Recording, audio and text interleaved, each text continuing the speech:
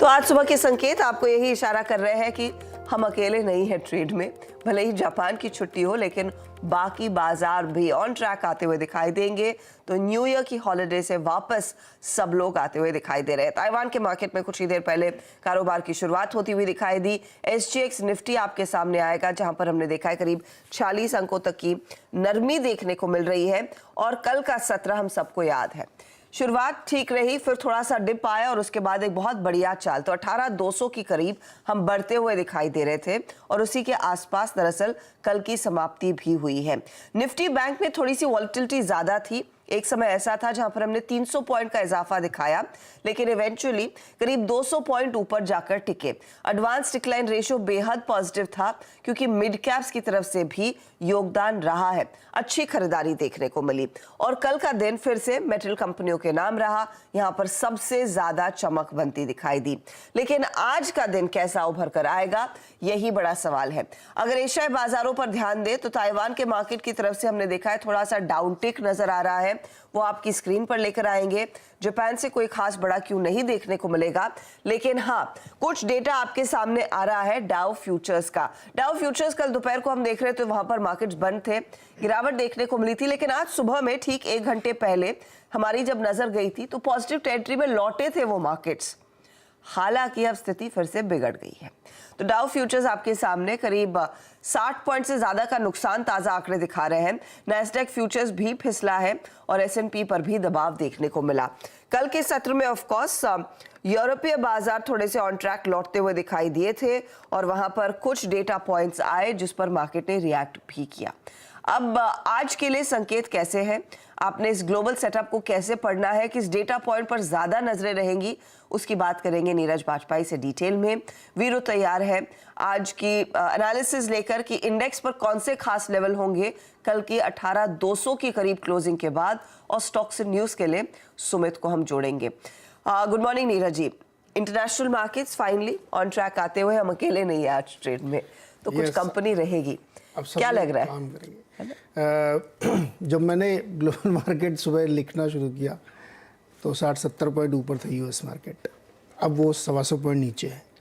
कारण ये है कि IMF ने कहा है कि 1/3 ऑफ द वर्ल्ड, यानी 1/3 छोटे छोटे जो देश है वो जो है रिसेशन में चले जाएंगे 2023 में।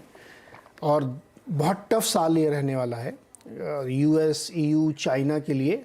इनकी इकोनॉमी स्लो करेंगी और इसका असर फिर दूसरे देशों में फिर से पड़ने लगेगा। तो ये जो एक ग्लूमी पिक्चर पेश की है IMF ने, उसकी वजह से मार्केट में दबाव आपको इस समय फ्यूचर्स मार्केट में देखने को मिल रहा है। चूँकि सारे मार्केट बंद थे लगातार, तो बहुत सारे इकोनॉमिक डेटा इस हफ्ते आएंगे, उसका भी इम्पैक्ट दिखेगा।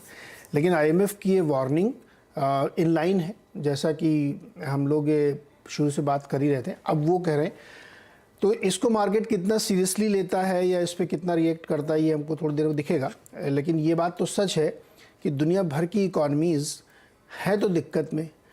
अब अभी देखिए, क्रूड जो है 85-86 पे कितने दिनों से, करीब एक फोर्टनाइट से कंसोलिडेट कर रहा है। लेकिन आपके यहाँ विंडफॉल टैक्स बढ़ा दिया गया। क्यों बढ़ाया गया भाई? आप वही पूछने वाली थी। अभी आपने एक हेडलाइन पढ़ी, जस के तस है वहां पर, ये तो बढ़ क्यों गया? कुछ तो हुआ नहीं? क्योंकि पैसे चाहिए हमें, और ये सच है कि पैसे नहीं है। अभी आपने खबर पढ़ी ना कि रेलवे की पैसेंजर ट्रैफिक 71% बढ़ी है और बढ़ेगी ये, क्योंकि जब ATF के दाम 3 गुना बढ़ाए जाएंगे तो आप बेंगलोर जाएंगे तो क्या 15,000 का टिकट लेके जाएंगे, तो या तो आप ट्रेन से जाइए। ये दिखाई दे रहा है कि मतलब क्रूड अभी वहीं पे है, लेकिन आपने विंडफॉल टैक्स बढ़ा दिया, पेट्रोल डीजल पे बढ़ा दिया, क्रूड पे बढ़ा दिया, ATF पे बढ़ा दिया। तो ये दिखा रहा है कि वाकई जो है इकोनॉमीज़ पे दिक्कत है और IMF उसी तरफ इशारा कर रहा है। तो इसीलिए मार्केट आपको इंस्टेंट रिएक्शन दिखा रहा है कि नीचे की तरफ झटका उसने दिया है। 74 पॉइंट SGX निफ्टी है। मुझे लगता है कि मार्केट अगेन इन्हीं खबरों पे आज रिएक्ट करता हुआ दिखेगा। हालांकि बहुत बार मार्केट जो है इन चीज़ों को इग्नोर करता है, जैसे कल भी उसने इग्नोर किया। कल भी बहुत सारे डेटा थे, आपका कैट का कोर सेक्टर का डेटा बहुत अच्छा नहीं था, लेकिन मार्केट ने उसको ध्यान नहीं दिया, उसको ये मान लिया कि ये हिस्ट्री है। तो देखते हैं आज कैसे फ्यूचर को रिएक्ट करता है। लेकिन इकोनॉमिक फ्रंट पे जो 2-4 खबरें हैं उसके आधार पर मार्केट हमें लग रहा है कि उस पर वीक रिएक्ट करना चाहिए। अच्छा, इकोनॉमिक फ्रंट पर जो कल डेटा निकल कर आया, यूरोजोन मैन्युफैक्चरिंग डेटा कह रहा है कि द वर्स्ट हैज पास्ट।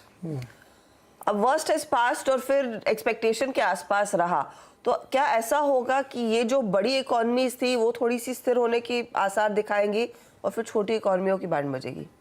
क्या ये कहता, मैंने आईएमएफ का डेटा पढ़ा नहीं जो आप मेंशन कर रहे हैं, क्या उस तरफ इंडिकेशन आ रहा है?